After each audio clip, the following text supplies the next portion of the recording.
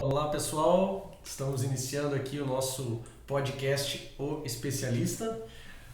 Vamos falar hoje sobre a jornada orientada a dados. Eu estou aqui com dois especialistas, o Edu Pezzi, especialista e mestre em Marketing Data Science, a Priscila Sandi, gerente de atendimento ao cliente, tem formação em economia, especialista em gestão estratégica e, como ela se apresenta aqui, curiosa e amante de sucesso e experiência do cliente. Legal? Boa noite aí para vocês. Boa noite. A gente vai iniciar então aqui um assunto que é o ouro das empresas, né? Ter dados, né? A importância disso, o que fazer para montar a melhor estratégia, né? Como a gente estava falando aqui em off, a importância de ter os dados e o que fazer com eles, né? Porque as empresas hoje sofrem muito com isso, né?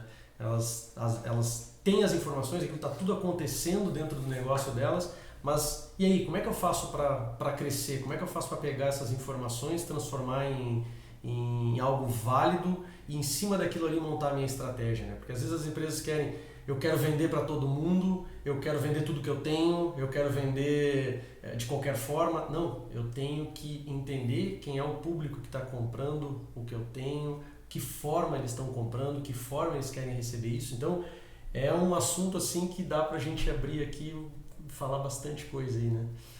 Vamos iniciar aí. O que tu acha, Edu? Conta para nós aí do porquê as empresas devem iniciar uma jornada orientada a dados. Bom, obrigado pelo convite. O porquê, eu acredito que hoje a gente vive numa velocidade violenta, né? De concorrência, de mudança de cenário, de falta de dinheiro, de falta de gente. A gente tem empresas assim com pouca gente e muita coisa para fazer. Aí a gente sai fazendo, tomando decisões baseadas no que a gente viveu, só que o mundo muda. Eu não sei, né? Eu não tenho ideia do que está acontecendo. E como a gente vive num excesso de informação, a gente gera muita informação, a gente está o tempo inteiro fazendo isso, a gente acaba se infoxicando, que é o que a gente estava falando em off aqui. O que é isso? É tanto dado, é tanta informação que eu não sei o que eu leio mais. A gente acaba não prestando atenção em mais nada. Rede social está aí para provar isso. Tu olha, mas tu não grava nada. E isso acontece dentro das empresas. O que é isso? Eles tomam decisão baseado no que acham. Eu acho que é assim, vamos fazer. Vamos investir, não vamos investir, vamos tirar esse produto de linha, vamos colocar produto em linha. O meu cliente melhor é A, meu cliente melhor é B. A gente não sabe. Tu falou um negócio legal aí que é na hora que tu falou eu já linkei com um cliente que a gente até conversou sobre uma vez, não vou falar nome aqui, mas eu sempre fiz desse jeito e sempre deu certo, né? Puxa vida, aí tu vê aí tem empresas, sei lá, centenárias, né? E aí dependendo de quanto em tempo tu quer puxar isso, pode ser um baita de um problema, porque as pessoas hoje elas não compram do mesmo jeito que elas compravam antes, né? E o mundo vai atropelar essas empresas, vai atropelar, né? E aí é um baita indicador esse o que deu certo. Acho que a primeira pergunta que a gente pode fazer do podcast, assim, de me orientar para dado é assim, vamos pegar resultado financeiro, que é o que mais dói nas empresas, né? Todo mundo vai entender o que eu estou falando aqui. Sobrou dinheiro e eu faturei, aumentei 20%, cresci 20%, cresceu aonde? Vou pegar um exemplo também sem nomes, que eu vi hoje de tarde. Ouvi. Nós crescemos, sei lá, 40%. Né? Só que aí a dona disse, não, peraí, a gente cresceu, porque o cara do comercial veio, não, porque o nosso dado é que a gente cresceu 40% em número, então, em número de clientes. Beleza, mas ela disse, mas a gente continua com o mesmo número de clientes. Aí eu tenho um outro caso, de outra empresa que é a mesma coisa. Entra 50 clientes novos por mês, mas ele continua saindo o mesmo número de nota todo mês. Então eu estou perdendo e estou ganhando. Eu ganhei ou não ganhei? Qual é o indicador? E o número de notas é relevante no negócio ou não? Porque pode ser que não, né? Também, tá. Aí vem o que a Priscila quer falar, que eu sei que qual é o problema das empresas. Infoxication. Tem muita informação, né?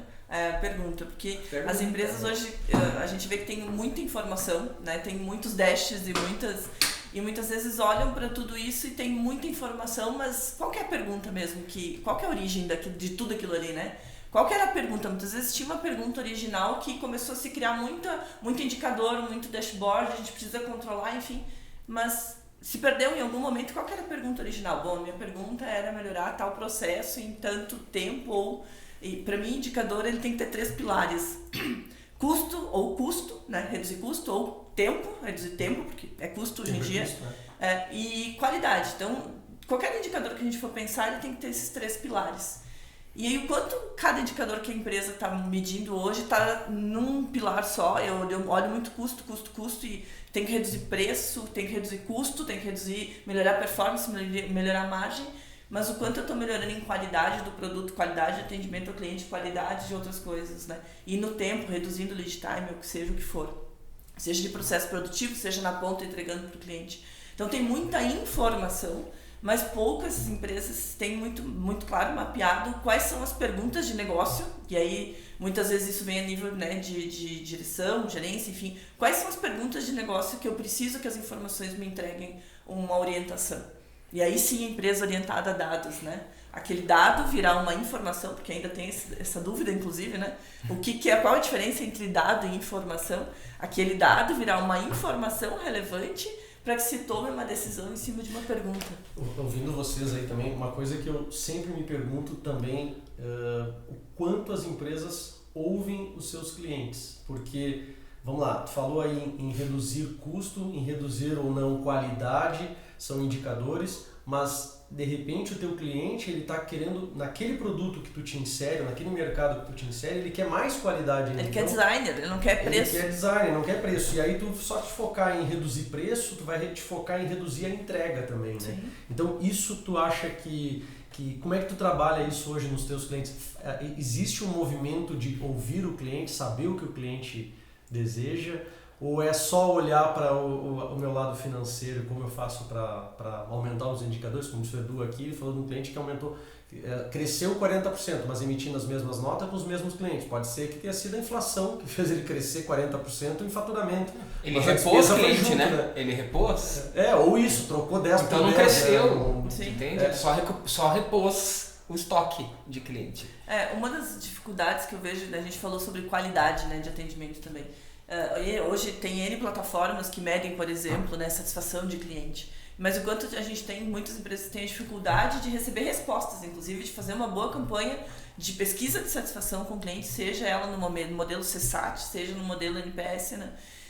Mas de ter retornos, né? Porque as pessoas demoram tempo é demorada, a pesquisa é demorada, mesmo seja o NPS lá que eu vou botar uma pontuação e por que eu dei aquela nota, as pessoas não têm mais tempo para responder. Mas o quanto uma pesquisa de satisfação bem feita pode gerar dados para que daqui a pouco a gente está focando em algo que para o cliente não está adequado. E de novo, se a gente colocar todo mundo no mesmo balaio, não é o que todo mundo, né, o mercado prega hoje muito segmentação. Então eu ouvir todo mundo e achar que a resposta de um serve para todos, não serve. Daqui a pouco a resposta de um segmento específico de, sei lá, supermercados tem uma tendência a ir mais para preço ou para alguma particularidade. Mas se eu estou falando de uma linha de uma home center, por exemplo, de um cliente home center, ele quer mais designer, ele vai ter um público mais segmentado, e aí tu entender o cliente do cliente, né? Qual ramo de negócio, e aonde que ele se coloca ali em nível de produto, ABC, para entender o que particularidade, o que ele está buscando, para daí sim tu fazer as ações internas, tu tá aí sim atendendo ele lá na raiz, porque eu falo sempre, né, para atender melhor, tu precisa entender o cliente. Com certeza. E se tu não entende o que ele precisa e qual é a necessidade dele, ou o processo que ele segue, né, seja para expor o produto, seja para receber o produto no seu centro de distribuição, seja o que for. Se tu não entende o processo dele, tu não vai atender ele bem nunca. E muitas vezes isso é numa pesquisa de satisfação que tu vai conseguir ter dados. A Priscila agora puxou o Big Bang do marketing. O Gromhus, que é um da linha europeia de marketing, ele tem um livro assim que no meio do livro ele diz assim, o conceito de marketing é entender e atender. O resto, tudo que tu enfiar no conceito é para encher linguiça. Só que tu entende que para eu entender, daí vamos fazer uma associação entre marketing e dados, né? Para eu entender o cliente eu preciso conhecer. Para eu te entender, eu tenho que conversar contigo, te tirar informação. Aí vamos para dados internos, né? Que eu sei que vem aí.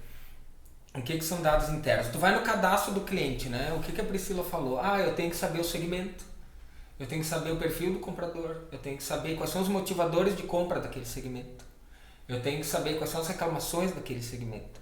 E aí tu pega um sistema que eu peguei um tempo atrás, uma empresa, que ela disse assim, que a gente entregou os dados, e eles mas aqui tá todo mundo no mesmo balaio, né? Mas esses aqui, sei lá, esse tipo de empresa não pensa igual a essa. Eu falei, mas onde é que tá a informação? Não tá no RP do cara. Quando eu cadastro o cliente, eu não boto segmento, eu não boto tags nele que digam assim, esse cara aqui é desse cluster ou desse segmento, esse aqui é desse, para poder analisar separado. Então eu não tenho matéria-prima. E quando a gente fala de ter dados, as empresas muitas vezes têm dados, mas o quanto isso está sanado, né? A gente tem acuracidade nesses dados, isso está bem alimentado, está bem atualizado. Então, muitas vezes o cliente, como o mercado muda, o cliente mudou a sua segmentação. Ele tratava com o cliente B, agora ele quer o A+, enfim. E ele muda, o cliente muda, e o quanto a gente está mudando os nossos dados, nossos registros, os inputs, para que os outputs, as saídas de dados, as leituras que a gente faz dos dados sejam adequadas, né? Uma das grandes empresas assim, que é uma referência em coleta de dados e mudança de estratégia para atender cliente, eu vou citar aqui, né? A Amazon, por exemplo. Né? É que a Amazon está na essência dela. Pois mas eu digo, exatamente, mas aí, vamos lá, um grande player, ele entende a necessidade do cliente. O que é a necessidade do cliente? É a agilidade, é o frete grátis, começa a entender essa necessidade do cliente e tu começa a fazer o match com o teu cliente, que ele nem olha para o lado, né? Ele nem começa a buscar. Satisfeito. Hoje, por exemplo, a gente tem, vamos lá, o que entre tantas coisas que a Amazon entrega, né? Mas vamos lá, tem lá outros que entregam, vamos pensar na entrega de livro, por exemplo, né? E aí teve outras aí que não se atentaram a isso e faliram, né? E aí tu pega a Amazon, que entrega hoje numa agilidade absurda. Eu lembro de um livro que eu comprei, e aí isso também é a experiência do cliente, vai em Customer Experience, vai em Customer Success, que eu comprei um livro e eu recebi um livro que não era o que eu tinha comprado, né? Aí tinha os dados da pessoa que tinha, eu entrei em contato com o cara e ele, possivelmente ele não tinha ainda recebido, ele recebeu o meu livro. Mas assim, a Amazon não tava nem aí pra, me devolve, vamos trocar esse livro. Cara, eu fiquei com o livro, os caras lá, eles mandaram outro. Tá? Então, é a experiência do cliente e é entender o cliente. Na pandemia, algumas empresas fizeram o quê? Parceria com o Uber para entregar TV, isso dentro da cidade de São Paulo, em até 2 horas. Tá? Ou até mesmo agora, como tem os centros de distribuição aí, que os Uber estão, não sei se Uber, que entregam em X tempo lá, super rápido, quer dizer, acharam uma maneira de distribuir rápido. Então, o que era a necessidade das pessoas? Receber rápido. É um dado que tu descobre e tu te organiza para começar a atender. E para a Amazon seria muitas vezes talvez mais caro retornar o livro para ti do que te mandar um novo. Com certeza. Não é. Eu disse que a reversa às vezes ela é muito cara. Mas fazendo uma amarração aqui do que a gente falou até agora para botar a galera de volta na linha. Vou ficar puxando, amarrar. Deve. A gente vamos tentar pensar a linha do tempo assim de uma orientação para dados, tá? Eu tenho uma empresa que eu tenho um monte de problema para resolver, né? Sei lá, problema com o cliente, eu tenho problema de produção, eu tenho problema financeiro, eu tenho problema de logística, eu tenho um monte de dúvidas na minha cabeça, eu como gestor, coordenador, né? Você não tá louco já. Não, o cara tem, mas vamos concordar que não tem empresário que não tenha dúvida. Aí essa dúvida ela tem que se transformar numa pergunta. Tá? Como isso? Quem é o meu cliente? Qual é o motivador de compra? Com a pergunta eu vou atrás dos dados. Tenho em casa ou não tem. Aí precisa ter alguém da área de Business Analytics ou um cara, não um cientista de dados ainda, mas alguém de Analytics que consiga entender assim, essa pergunta precisa dessas variáveis, desses dados, e aí depois desse processo, como é que eu trato isso? Que é o grande mistério, que daí entra a questão dos estatísticos e machine learning, inteligência artificial, algoritmos e tal. Como é que eu trato isso para lá na saída sair uma dashboard que preste? E dentro dessa questão das perguntas, né, vamos lá, dentro de ciências de dados a gente fala de 3 pontos chaves, né, principais. Então, sempre tem um cara que é mais de negócio, né, então, que vai ajudar a construir muitas vezes essa pergunta, né, que é uma pessoa que muitas vezes está mais tempo na empresa, conhece, né, o mercado, enfim. Conhece os clientes, conhece a forma de gerar produção, de entregar na ponta, enfim. O cara de negócios. O cara de programação, então o cara mais de TI, enfim, que vai gerar e vai manipular esses dados, se está falando em DW ou não, né, de onde está esses dados, como acessar esses dados, do saneamento desses dados. E o cara de estatística. Então, o terceiro pilar é a estatística, que muitas vezes tu não tem esses três no negócio. E a gente sabe, por exemplo, que hoje o cara da programação ali da TI já é um elefante branco, né? Muitas vezes nas empresas, e são terceirizados serviços de ciências de dados nas empresas, porque dentro de uma empresa é muito difícil tu ter um pool grande de tanta demanda que a empresa tem, tu não consegue no time da TI muitas vezes resolver tudo isso. E todas essas habilidades, né? E numa pessoa só, tu não tem essas habilidades. Então o cara da estatística muitas vezes não é o cara da TI, não é o cara do negócio, e tu tem que juntar essas três habilidades num time multidisciplinar para que vai resolver as perguntas, né? Entregar as respostas para quem tem os donos das perguntas aí, né? Porque tu tem... Vamos pegar exemplos mais práticos, né? Vamos pegar a parte do multicritério, do TOPSIS, que a gente fala muito. Vamos supor que tu tenha que definir quem é teu melhor vendedor. Né? Tu vai ter lá... Eu tenho que criar uma remuneração variável para poder dar lá 5% de bônus. Eu quero criar um processo de remuneração variável para os vendedores. Tem lá um time de venda. Boa. Beleza. Que eu faço? Como é que eu faço? Daí eu tenho lá a minha pergunta. Essa é a pergunta. Como remunerar de forma justa, sei lá, ou como remunerar melhor minha equipe de vendas?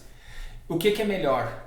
Aí tu vai para a parte de ter o cara da analista de negócio mesmo, que é o que a Priscila falou do negócio. Tá, beleza. Melhor pode ser o cara que vende mais, o cara que liga mais, o cara que tem uma taxa de conversão maior.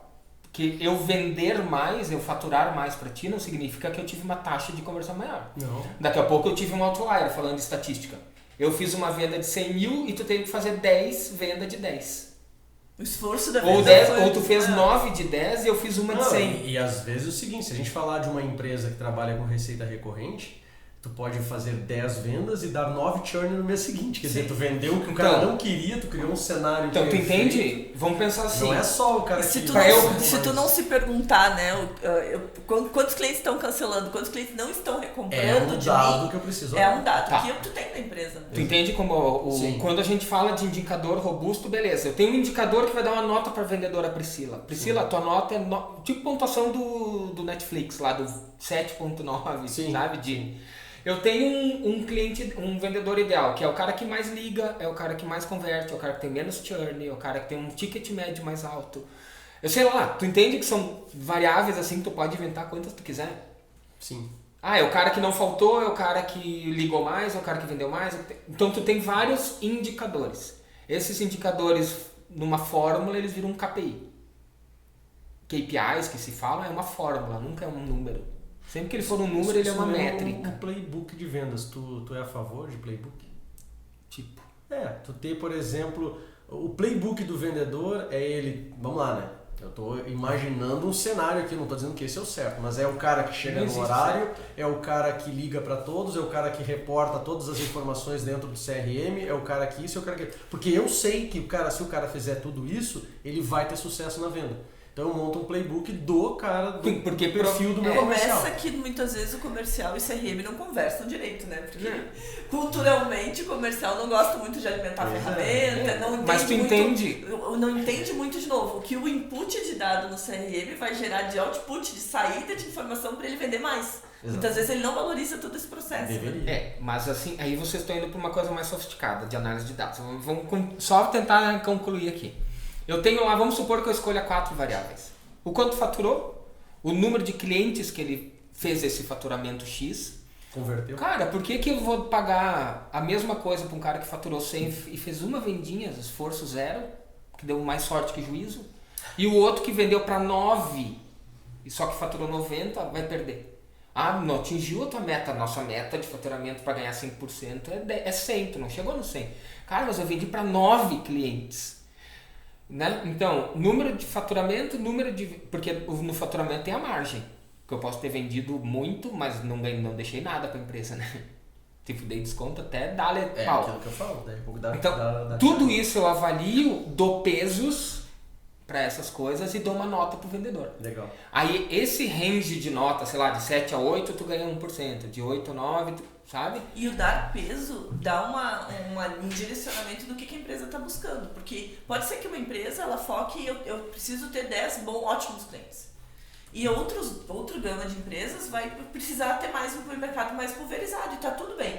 Mas aí nessa relevância que tu dá para os pesos, tu já dá um direcionamento para o teu comercial e entender, bom, se a empresa está valorizando mais que eu posso ter menos clientes e mais com maior valor agregado, maior venda, enfim, eu estou direcionando que eu preciso trabalhar com mais contas. Ou eu tenho das duas, na mesma empresa eu posso ter as duas soluções, não é um problema. Mas eu vou ter pesos diferentes para considerações diferentes. Eu vou avaliar coisas diferentes. Eu fiquei te ouvindo falar dos pesos e aí eu já me coloquei aqui no lugar do cliente. Se eu tenho uma venda muito grande, tipo, a gente falou de 10, mas eu tenho 100, eu tenho 200, dá para automatizar isso aí, Eduardo? Claro. Porque, pô, se eu tiver que olhar um a um das vendas e botar peso, não, vai mas dar aí trabalho, que entra aí, o que a Bri falou dos três. São 3 pilares. Um é de negócio, Tá. um é de estatística, manipulação de dados, onde entra o cientista de dados e Tá. o cara da TI, da infra. Tu como negócio vem assim, Eduardo, eu sou diretor comercial e eu quero avaliar meus clientes assim. Tá. Meus vendedores assim. Beleza, então tá. Faturamento eu tenho no sistema. Número de clientes no novos sistema. eu tenho no sistema. Número de churn eu tenho no sistema. Mas guarda essa informação, Tá. o número de churn. O que significa churn, né? Importante. E o que significa não... E aí tu diz assim, não, isso aqui, essa informação não tenho. Para poder criar o indicador eu preciso que ela esteja num lugar. E aí vem o cara da TI e diz assim, não, vamos criar um Excelzinho lá, ou um Sheets no Google Drive. E aí eu vou pegar a informação do RP, mais aquele Excel lá, mais um CRM, junto tudo. Aí entra o cara da TI. E por isso que a Priscila falou de uma DW, que é uma Data Warehouse, ou Data Lake e tal. Eu jogo todas essas informações num lugar, o algoritmo, o sistema que vai criar o ranking, ele vai lá e bebe daquelas informações, puxa as informações, trata estatisticamente, dá uma estatística e te entrega uma dashboard que tu não precisa fazer nada. Só vai ter lá o ranking, igual o primeiro lugar, segundo lugar, terceiro lugar, sabe? Vai ter lá a estrelinha do cara que é o primeiro e tu vai... eu quero entender a Priscila, beleza. Aí tu vai clicar no teu vendedor e vai aparecer as variáveis e a nota dele em cada variável. Para isso tu já tem os dados, já estão sanados, tu já tem a só regra tá de querendo negócio. entender um pouco mais do porquê que o Eduardo ficou em quinto esse mês. Aí ele foi primeiro. Aí tu abre os dados. Aí tu clica, vem a árvore ali e aí vai te dar o percentual da nota dele em cada uma das. É porque ele vendeu muito, mas ele vendeu para pouco. Ele fez uma venda só. Então tu consegue analisar variável por variável, só que o KPI que chama é a reunião disso e uma nota final, que é o ranking. E tu pode fazer isso para produto, tu pode fazer isso para... Tem empresas... Eu tive um professor no MBA de ciência de dados que ele contrata com esse multicritério. Então ele recebe o currículo e ele bota num Excel. Tempo de experiência, de 1 a 10, qual é a nota? Né? Sei lá... distância da empresa. Ele tem lá os critérios dele que ele olha para o currículo e com base no que ele tem lá de variável, ele vai botando uma nota. Chegou no final, dá o ranking, esse é o melhor currículo. Não é porque ele gostou mais ou ele não gostou mais. Ele usa ciência de dados para poder tomar a decisão de quem contratar. E aí tu pode decidir isso para qualquer coisa. Por exemplo, se eu sei o tempo de vida de um cliente, em média, e aí vem o que a Priscila falou no começo, o tempo de vida do cliente ele pode variar do segmento do cliente, né? Do tipo de produto que o cliente compra. Se o cara compra o produto A, ele pode durar 2 anos. Se o cara compra o produto B, ele pode durar 6 meses e tá ótimo. Então eu não posso ter... E aí tu começa a sofisticar mais os teus indicadores. Mas a ideia da ciência de dados é fazer com que nós, os cientistas, né, o pessoal da coisa, sofra para entregar para o gestor só uma dashboard.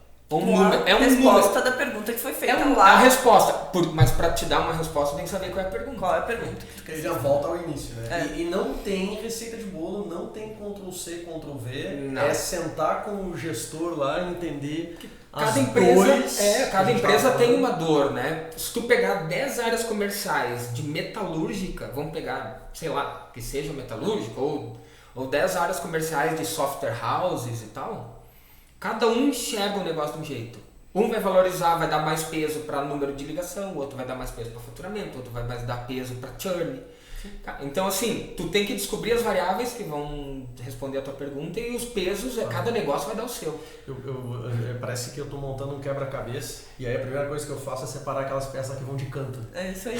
Mas é E isso. daí eu vou montando o cantinho primeiro, então não adianta querer começar pela peça do meio, né? É muito engraçado isso que tu comentou, Edu, porque a gente estava construindo agora recentemente na empresa respondendo algumas perguntas, né? Então, teremos algumas perguntas no projeto que a gente está participando. Ok, preciso dessas respostas. Então, essas são as perguntas, preciso dessas respostas.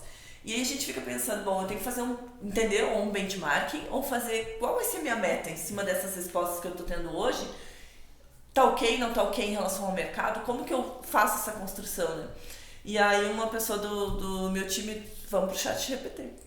E aí a gente foi buscar, né? E a gente largou e a gente foi instigando e a gente e trouxe as respostas. Então, qual que é a média desse indicador numa empresa do segmento e tal? Primeiro, o que você entende por esse indicador?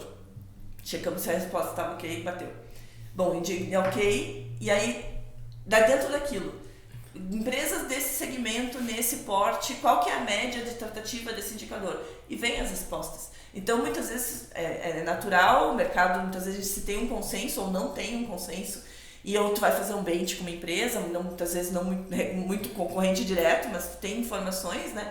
Mas quanto o próprio inteligência artificial hoje, o ChatGPT pode ajudar em indicadores que talvez tu não conheça, são novos para ti, tu tá entrando num projeto novo, tu não media esse indicador antes, ela pode servir como uma referência de uma meta, inclusive para te tratar aquilo dentro da empresa. É que meta é outra lenda dentro das empresas, a gente inventa.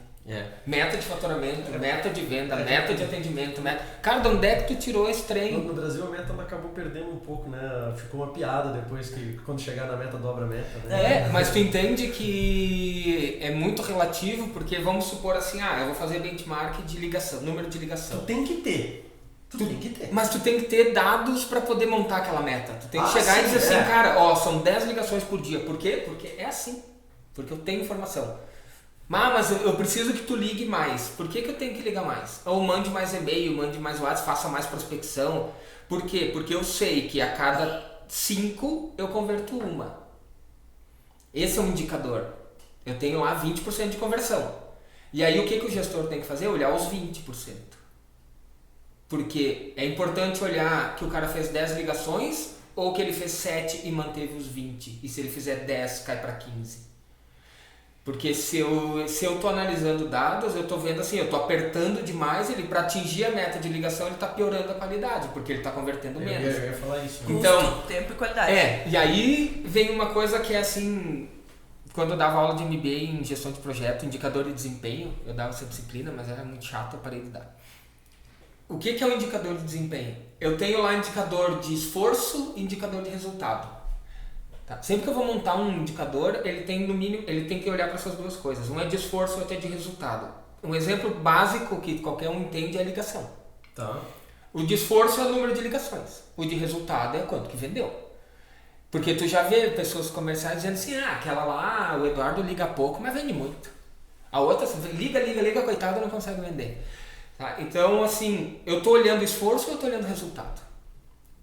Essa é a primeira pergunta, né? Esse indicador que eu estou construindo, essa pergunta, ela é para ver para botar a pessoa a trabalhar ou para fazer me entregar alguma coisa? Beleza. E aí, como que eu mensuro isso? E se eu estou mensurando isso, eu tenho que avaliar a pessoa por isso. Pois é, e quanto a referência para tu chegar nesses números é importante, né? Porque vamos lá, se eu estou começando um negócio do zero ou se eu fluir o meu faturamento sem me preocupar com isso.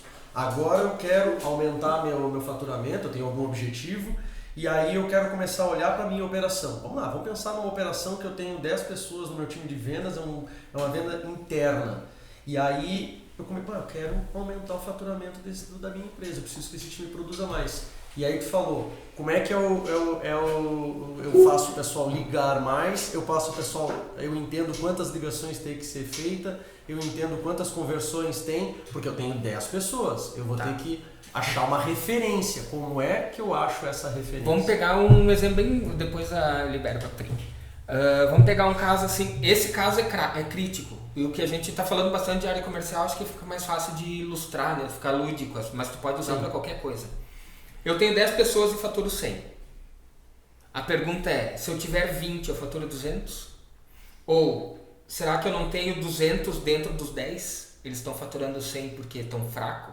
O que é ser fraco? Exato. E aí tu não sabe? Tu entende que a gente gerencia as empresas sem informação? Exato.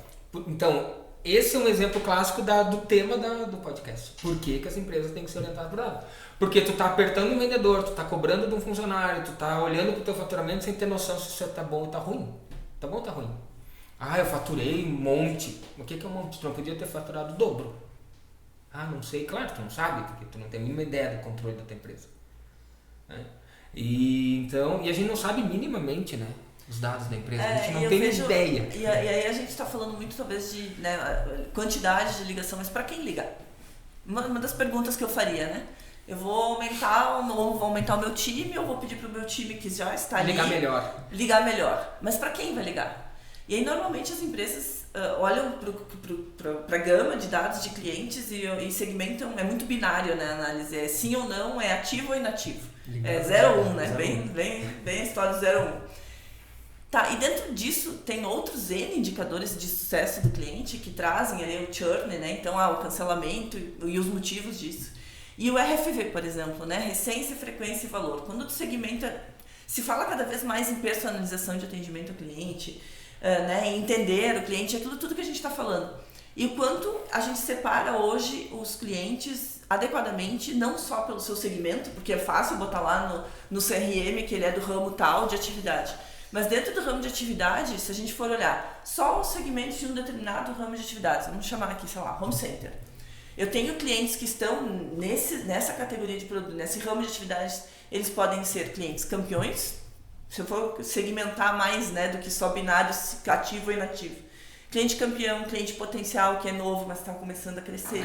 Um cliente novo, como que eu vou tratar ele? Um cliente hibernando, que a gente chama, né? Que está caindo no churn, está parando de comprar. Está parando de comprar, está fora da sua frequência de compra.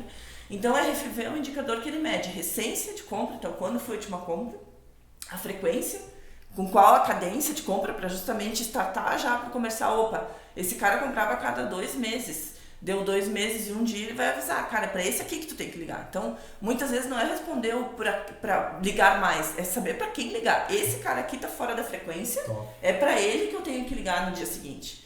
E o valor que ele tá deixando. Então, tu segmenta o cliente, sei lá, de 6 segmentações diferentes, não 2, mas 6 ou 12, enfim, depende do tamanho do negócio, depende de cada tratativa, mas isso no Excel tu consegue resolver, sabe?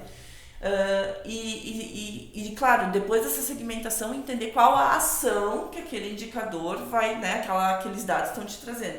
Eu costumo dizer que o indicador indica uma dor. Se ele indica uma dor, como é que eu resolvo? Cara, se eu tô com uma dor de cabeça, eu vou tomar um remédio.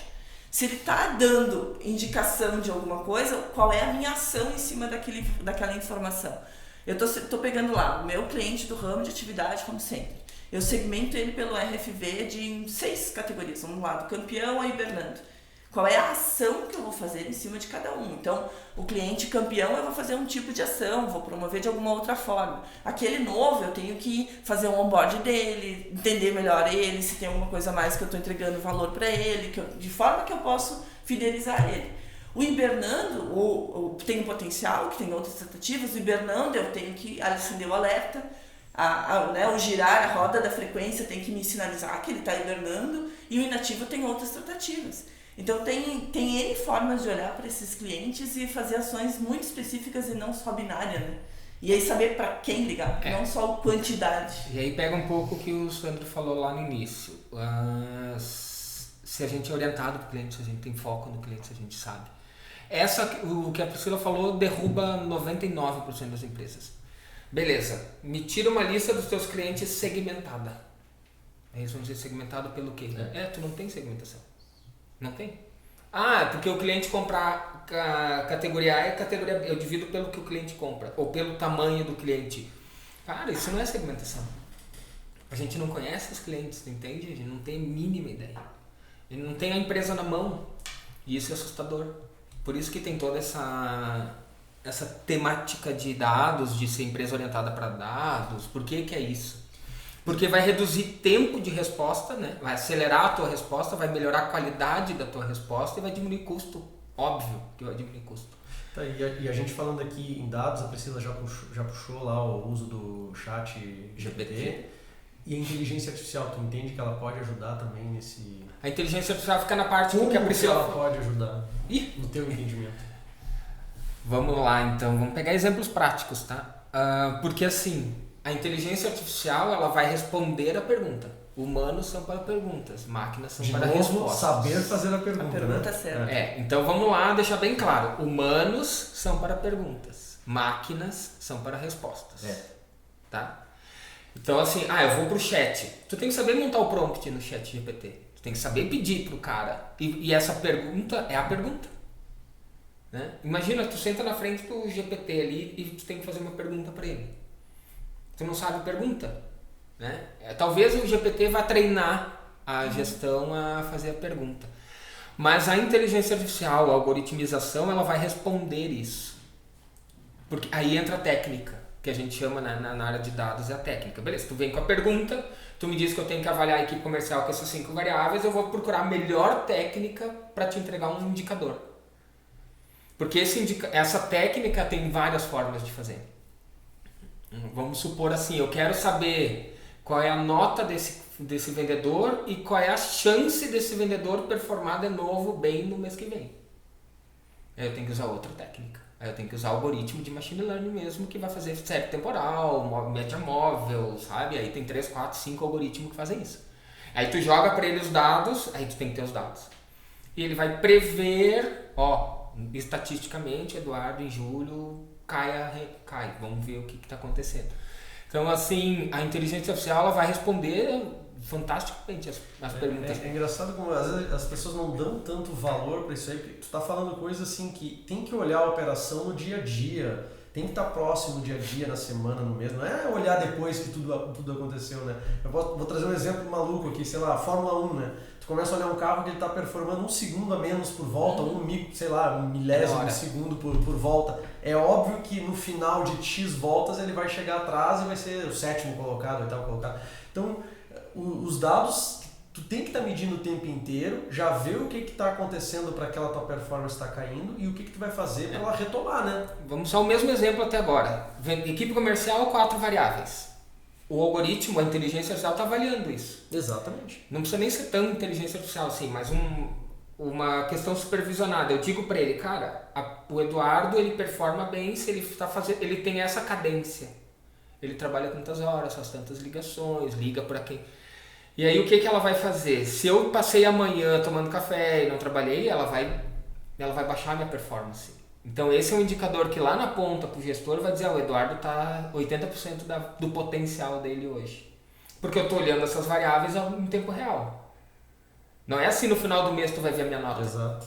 Tu vai saber que se o Eduardo continuar em 80%, ele não chega aí eu posso ter lá no final o faturamento previsto do Eduardo, que aí sim, tu pode usar os algoritmos de forecast, de inteligência artificial, que ele vai dizer, se o Eduardo continuar nessa batida aqui, em vez de 100 mil, ele vai faturar 72. E aí tu chama o cara num canto e diz assim, velho, tu tá nesse item aqui, tu tá ruim.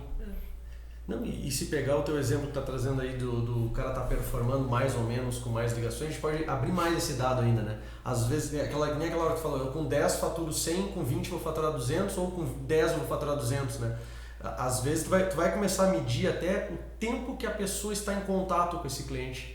Porque às vezes o que fala mais enche tanto a paciência do cliente que ele acaba não comprando. E hoje tu mede as emoções de uma ligação. Exato. Eu vou pegar um exemplo. Mede as reações de uma ligação. Enfim. Eu não posso abrir empresa, né? Mas a gente fez uma pesquisa usando essas variáveis, né? Que daí variável que era previsão que era churn. Então, uma era se tinha campanha de e-mail marketing ou não, se teve promoção, se o cliente recebeu promoção ou não recebeu.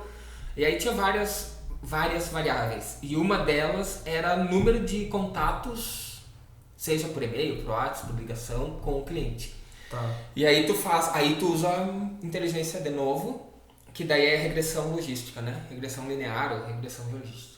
Aí o que se entendeu? Que existia uma correlação negativa entre número de contato e venda. Quanto mais eu ligava, menos mais chance do cara parar de comprar. E aí se descobre no cotovelo, que é um gráfico assim, que é tipo assim, são 3 ligações que tu tem que fazer pro cara. Na 4ª tu tá enchendo o saco. Então assim, em 3 tu tem que manter o cara vivo. Tu não pode ligar uma 4ª porque a chance desse cliente a te abandonar é de 73%. Então, assim, talvez ele até fechasse contigo, mas o tempo que tu não tá dando para ele respirar, ele vai se livrar de ti e vai olhar depois. Mas se tu tem esse dado, tu faz o quê? Cara, nós estamos... Por que eu preciso de 5 contatos com o cara para vender? Nós temos que reduzir isso para 3, porque eu sei que na 4ª ligação a chance dele me odiar é grande. Então, daqui a pouco eu tenho que entregar valor, mostrar que eu sou uma empresa comprável antes das 4. E recentemente eu estava gerindo um time, né, de venda interna, como tu trouxe o exemplo, né, Sandro? E tinha alguns clientes que a gente ia, né, olhar e aí eles estavam, né, caindo no hibernado, né? Estavam comprando menos e aí entendendo, tu vai começar a entender. Aí se tu não tá próximo, não liga, não entende o cliente, aí tu vai, ele tava mudando o negócio, eu tava mudando um CD, ou tava mudando, agora eu tava com uma loja física, agora eu tô indo pro e-commerce, eu nasci no e-commerce por causa da pandemia, agora eu quero abrir um negócio físico. Então, aí tu começa a olhar para ele, olhar o upsell e cross-sell, né? Que a gente fala também muito dos indicadores ali do sucesso do cliente. O quanto aquele cliente está me comprando de um determinado produto, de uma linha que se ele está mudando o negócio dele, ele pode comprar talvez um nível, categoria melhor do meu mesmo mix de produto. Ou ele está comprando um determinado produto de uma linha, mas ele não está comprando os acessórios, os cross-sells, né? Os itens que estão correlacionados àquele. Então, olhar tudo isso junto com essa expectativa de que da terceira ligação, ele tá hibernando numa terceira ligação, cara, eu não fiz um contato antes já, né, para entender o negócio dele, o que ele tava mudando dentro do mercado dele para poder fazer essa ação. Se tu tiver informação, agora ela puxou outro algoritmo, que é legal de usar, que eu tava brincando com ele ontem, inclusive, consegui corrigir o código. Não, esse é o que fez a Amazon ser o que a Amazon é. Quando tu falou do caso da Amazon, eu peguei. E se as pessoas quiserem procurar na internet, o nome do algoritmo é a priori. O algoritmo de machine learning, tá? Ele não é deep learning, ele não é profundo, é só... O que ele faz? É regra de associação. Supermercado usa direto isso e e-commerce usa. Quem comprou isso, comprou aquilo. Sim, mas coloca no caminho. Sabe aquela coisa?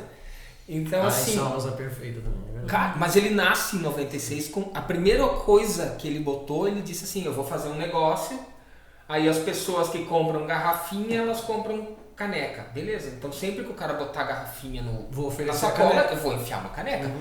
Por quê? Porque esse algoritmo, ele diz assim, 70% das pessoas que botam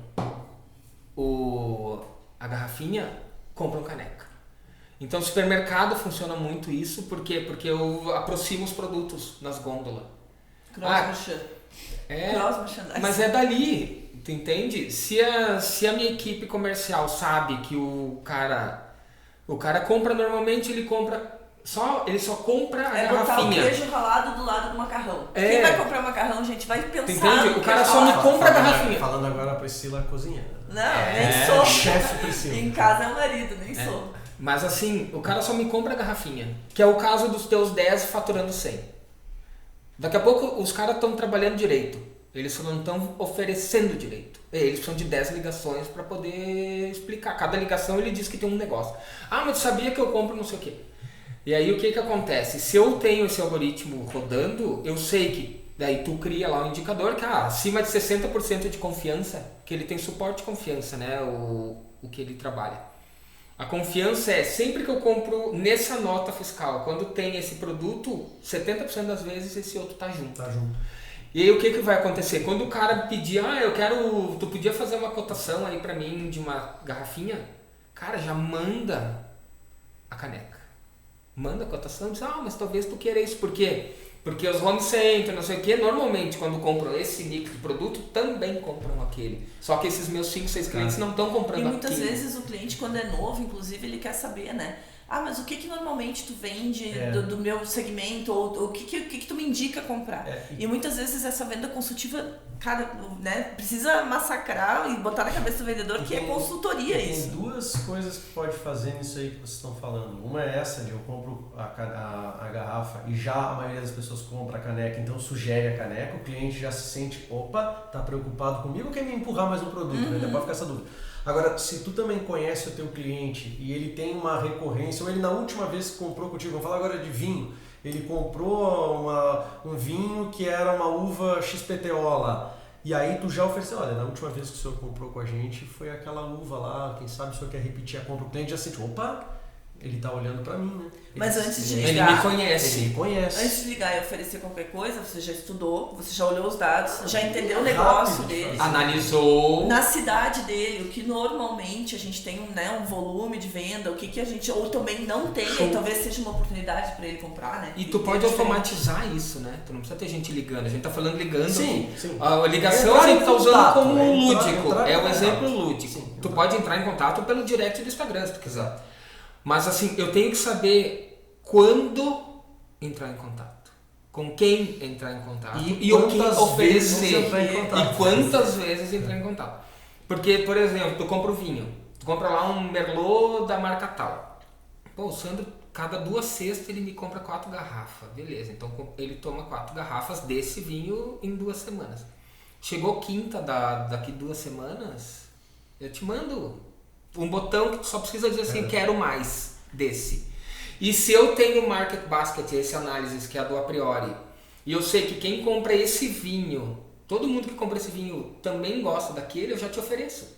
Mas, cara, ó, tu não quer comprar essas 4 garrafas de novo, mas eu tenho uma oferta pra ti, porque daí tu dá desconto pra esse cara. Mas em algum Pra aumentar momento, a cesta dele, entendeu? Pra aumentar o ticket dele, tu dá desconto só pra ele, tu não dá desconto pra todo mundo. e é dado de novo, né? É dado, não, aquelas só pessoas dado. que têm um paladar para aquele tipo de vinho, normalmente têm um paladar para esse também. Eu vou- E tu tem informação dentro de casa, tu sabe disso, né? Eu vou pegar agora, vocês estão falando de informação, vocês estão falando das pessoas gerenciarem as informações, e aí eu já tinha uma ideia maluca aqui, já vou entrar na minha pergunta, tá? A minha ideia maluca claro, eu não vou dizer que uma vinícola, uma boutique vai vender uma adega, tá? Mas vamos lá. Imagina que esse cliente que compra a cada 2 sextas-feiras, compra 2 vinhos, compra 4 vinhos, não sei o quê.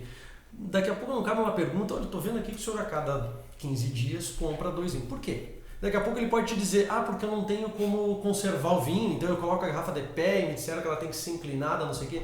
Aí a pessoa pode dar, não, nós temos aqui um produto que eu posso vender junto para o senhor, que o senhor armazena até 10 garrafas de vinho e pode comprar as 10 e colocar elas embicadas assim, que daí vai durar mais tempo. Que é o cross-sell. Fazer um cross-sell e já antecipar, mas aí tu fez a pergunta. E aí vem para minha pergunta.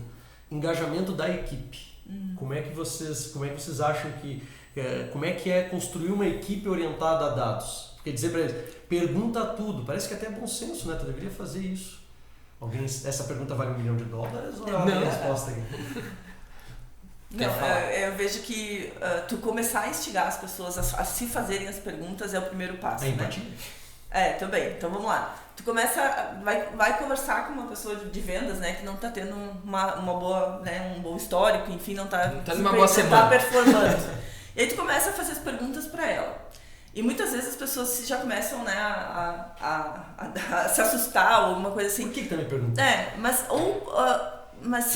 Então todas essas perguntas vai construindo um raciocínio na cabeça da pessoa. Vai. E vai gerando a curiosidade de também fazer perguntas. Eu vejo que muito é o exemplo, né? Então, tu construindo o raciocínio analítico de fazer as perguntas e as pessoas entenderem que aquilo tem relevância e tu vai tendo as respostas vão te ajudando a construir a performance que tu não está tendo no passado, isso vai construindo um ambiente orientado a dados.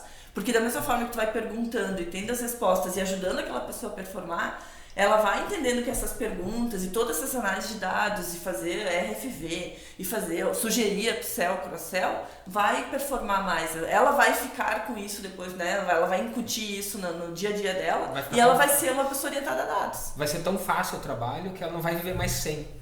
Os exemplos que a gente tem prático assim é depois que a equipe... O problema é aceitar a dor. Outra é fazer a pergunta. Outra é a frustração de não conseguir a resposta do jeito que tu queria. Daqui a pouco demora um processo, sabe? Esse processo de orientação para dados, as empresas não têm dado acurado, os dados são jogados de qualquer jeito, cadastro de qualquer jeito. É que é o pior, né? Então, esse processo, dependendo da empresa, ela pode demorar um tempo para funcionar, mas depois que as pessoas trabalham orientado a dados, parece que tu não vive mais sem, é igual oxigênio. Assim. Tu não consegue mais trabalhar porque tu nota que tu trabalhou tão perdido. Assim, nossa, como é que eu trabalhava? É tipo antes e depois da energia elétrica. Eu Orientação para dados. eu gosto de analisar tudo, né, no trabalho em 4 pilares. Pessoas, em primeiro lugar, processos, tecnologia produto e gestão, né? Dados, controles, enfim. E quando a gente fala de pessoas, então tu tem que dar a batida dessa orientação, né, das perguntas. E quando tu dá a batida, isso vira um processo. Então, a pessoa já sabe que dentro do meu processo analítico eu vou fazer perguntas. Ela começa a incutir isso. E aí dentro do processo dela de venda, ela vai começar a colocar pergunta. Porque a pergunta é muito importante no processo de venda, por exemplo. Ou em qualquer processo. Estou falando de produção, financeiro, qualquer área. Logística. A pergunta é importante. Então, tu começa a levar isso para o processo da pessoa. Seja em qual área que for.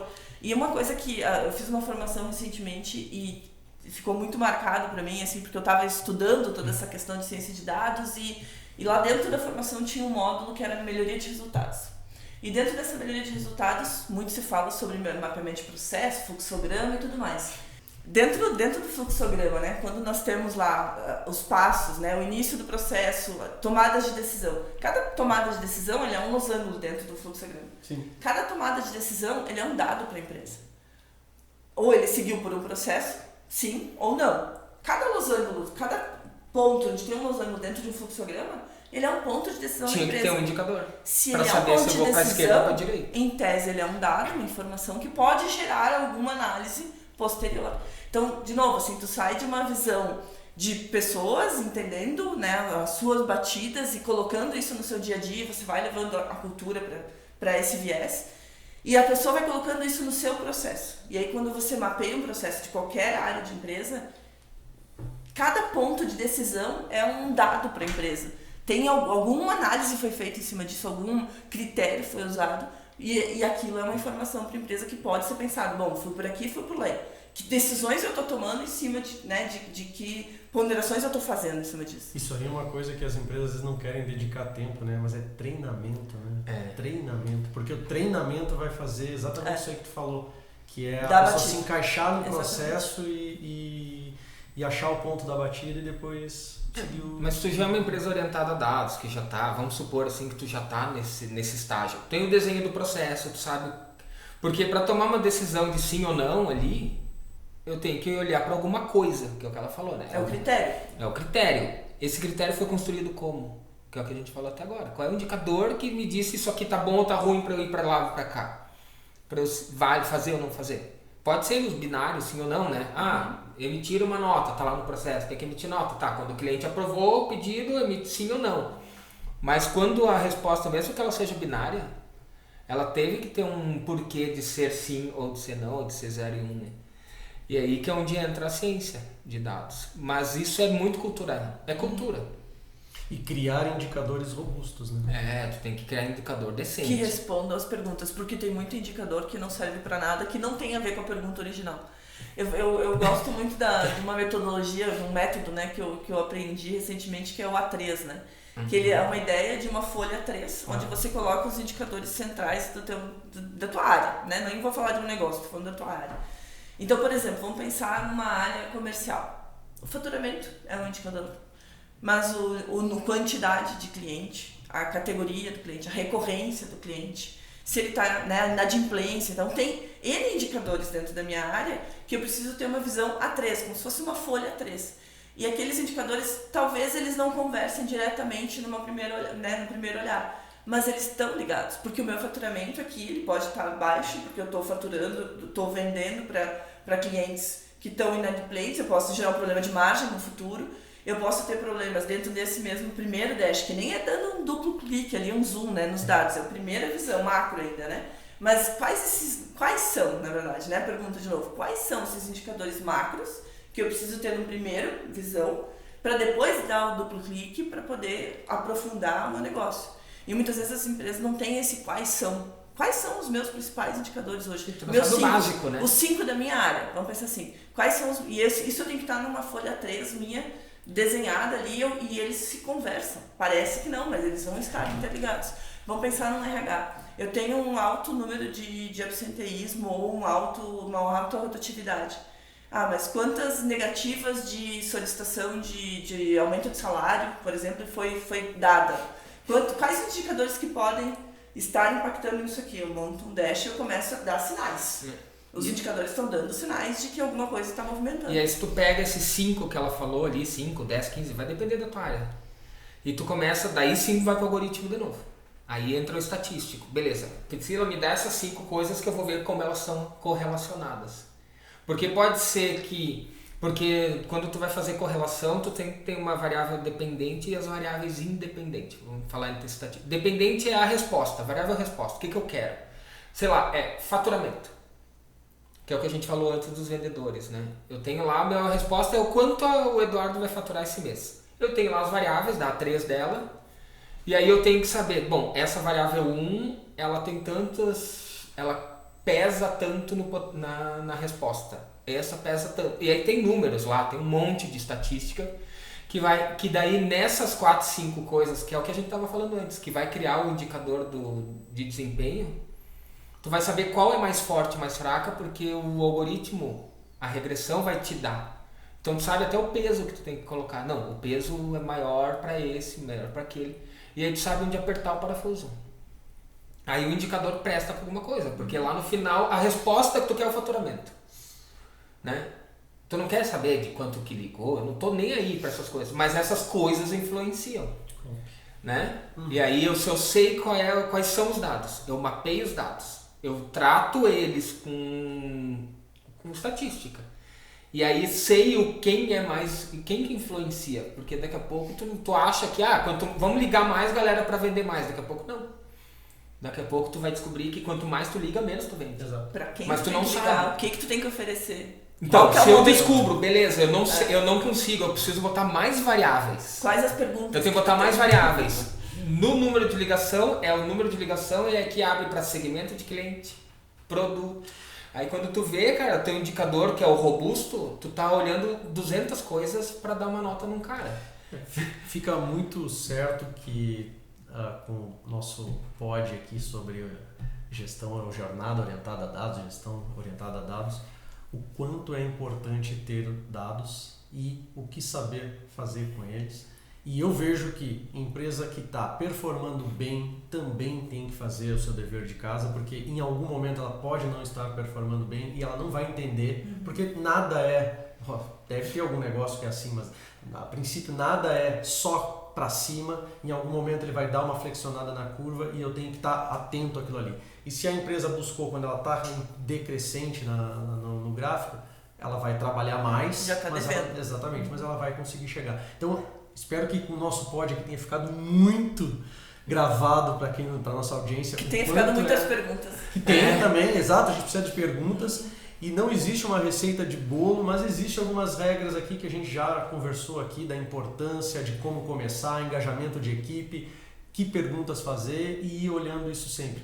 Então eu quero agradecer muito a presença de vocês aqui, quero deixar para vocês agora o fechamento aí, o que vocês não querem deixar de falar, que eu estava com muita vontade aqui, e agradecer mais uma vez a presença de vocês, conteúdo muito relevante aqui para a nossa audiência. Obrigadão. Muito obrigada pelo convite também, né? E uma das coisas que eu gostaria de deixar, né?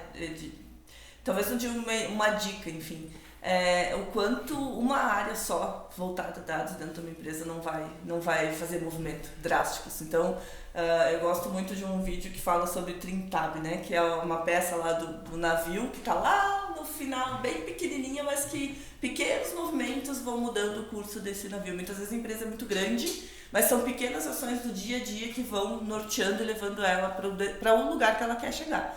E não adianta uma área ser voltada a dados, não é a área de TI que tem que fazer isso, não é a área da controladoria ou enfim, é cada área ter o seu viés de olhar para isso e fazer o seu dever de casa. E muitas vezes, sim, pode ter empresas que têm uma estrutura para ter alguém que puxe essa bandeira, né? Mas o quanto um comitê, eu não sei, ter pessoas chaves que estejam conectadas e que sejam orientadas a dados, que vão disseminar isso nas suas áreas, mas que possam ir levando, fazendo as primeiras pequenas mudanças que vão norteando essa dica da Priscila eu peguei já, toda vez que ela se referia a fazer essa... Bom, formar os indicadores, antes de começar, vai ficar tranquilo, toma uma aguinha. Era sempre trazer pessoas de várias áreas, juntar e fazer um comitê e todos debaterem. Senão não vai funcionar. E a gente até teve uma iniciativa juntos numa empresa de botar um de cada área, que seriam assim os líderes, para levar isso lá. Eles levariam, tipo, eles disseminariam na área deles. Eles seriam os... Porque existe um conceito que é o Data Literacy, né? Que é a alfabetização em dados. Tem isso. O que é alfabetização? Cara, eu vou te ensinar assim, como fazer a pergunta, como que eu estruturo os dados, como que eu trato minimamente. Porque se eu deixar um conselho aqui, queria agradecer também o convite. Falar sobre isso é importante, a gente precisa falar mais. Não, deixa. Não. Falar bem mais sobre isso. As pessoas precisam saber que estão navegando no escuro. Primeiro aceitar o problema, né? A gente faz as coisas sem saber o que está fazendo. Às vezes dá certo, às vezes não dá. Se deu certo, eu não sei por que deu certo. Às vezes a gente faturamos um monte esse mês, a gente nunca tinha faturado. Por quê? Aí tu diz, não sei por que a gente faturou. Sabe? Tanto na dor como no amor, a gente não tem a mínima ideia do que deu certo, do que deu errado. E o que deu certo, o que deu... No marketing, então, é direto, né? Tu gasta lá R$1.000 em marketing digital, tu não tem a mínima ideia qual daqueles 1.000 que trouxe dinheiro. Mas a taxa de conversão... Tu não sabe qual foi o melhor anúncio. Tu não sabe. É o que mais converteu, é o que mais trouxe... Não sei. Daqui a pouco trouxe mais lead, mas trouxe lead ruim. O outro trouxe 2 e 2 que converteu. Que converteu é importante. Então. E aí o que eu deixo de dica é se letrem em dados. O que é se letrar em dados? É estudar minimamente estatística, buscar um pouco de informação, que é o que a Priscila fez. Tu tem que entender do que tu tá falando. Porque senão tu não consegue fazer a pergunta, tu não sabe de onde tirar a informação, porque tu pode começar no Excel mesmo. Mas desde que tu entenda minimamente de estatística, o mínimo. Né? Vamos pegar assim um dado só para concluir que é muito ridículo, que é média, moda e mediana. Na estatística, assim, a primeira coisa que tu aprende é tipo ABC, sabe? É conta de 1 mais 1 na estatística. A gente normalmente faz média, né? Vamos supor, aí vamos pegar salário numa empresa, numa Randon. Tu tem um funcionário que ganha 1.500 e um diretor que ganha 50. É 51,5. A média é 25. Né? Se eu for fazer a média, é 25. Tá certo? Não tá certo. E isso para tudo a gente faz, né? Vê a média do faturamento. Aí pega o faturamento pelo número de nota e faz a média. Só que aí a média ficou alta por quê? Porque teve um cara que comprou 100 mil e o outro comprou R$2,80, que eu já peguei isso. Sabe? E aí, nossa média tá boa. Não tá boa. Tu teve 2 pedidos grandes que puxaram a média para cima. Vamos olhar a mediana, vamos olhar a moda. Então eu tô com o indicador errado. Daqui a pouco aquele número que eu tô olhando, além dele não ser bom, ele tá errado. Entendeu? Porque eu não entendo nada de estatística. Pegando o exemplo da Priscila, não dá para olhar para o navio, só olhar para o leme, né? Tem que vir de trás para frente, olhando até chegar naquela pecinha lá que faz sem o ela... movimento, né? Por isso que é a orientação para dados. E é o pequeno, é o dia a dia que vai fazendo assim. Não adianta Legal. querer virar a curva de uma hora para outra que vai tombar. E aí se o barco for muito grande, a gente já sabe, né? Não desvia do iceberg, funda e tudo mais. Show de bola. Pessoal, muito obrigado. Espero que a nossa audiência tenha captado o que a gente quis passar aqui com essas duas feras em inteligência de dados aí e que procurem vocês nas redes sociais aí, depois a gente vai estar passando os contatos, porque foi muito relevante, muito importante o que a gente tratou aqui. Obrigadão. Obrigadão, até.